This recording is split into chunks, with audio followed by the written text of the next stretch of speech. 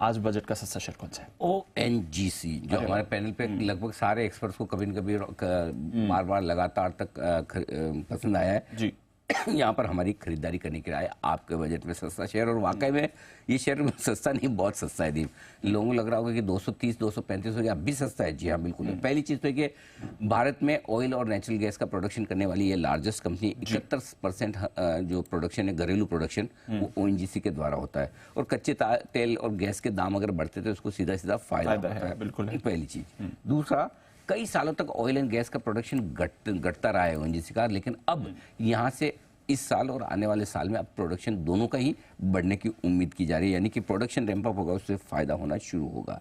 तीसरी चीज़ है कि मोजाम्बिक में इनके पास एक LNG ब्लॉक लिया है, इसका प्रोडक्शन इसी साल कमिश्निंग शुरू होने की बात है, और वो अगर कमिश्निंग हो जाती है, जो कि होगी ही इस साल के फर्स्ट हाफ में ही होने की बात है, ये इस स्टॉक की री रेटिंग कर सकती है, क्योंकि ये समझा जा रहा है कि ऑयल और गैस दोनों का 12% ऑयल का और 20% गैस का प्रोडक्शन इस ब्लॉक की वजह से बढ़ सकता है। सो ये ONGC के लिए एक बड़ा बूस्टर होगा बिजनेस के लिहाज से।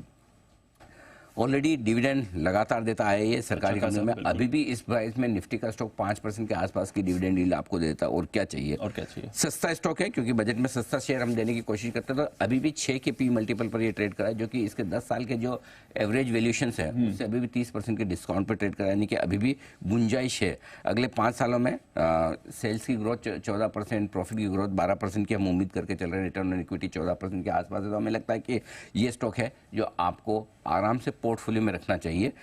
FIs ने भी स्ट्रेक बढ़ाई है, 8.5 साढ़े 8% से 9.25% तक पहुंची है। मुझे लगता है हर 7% के फॉल पर आप यहाँ पर SIP कर सकते हैं।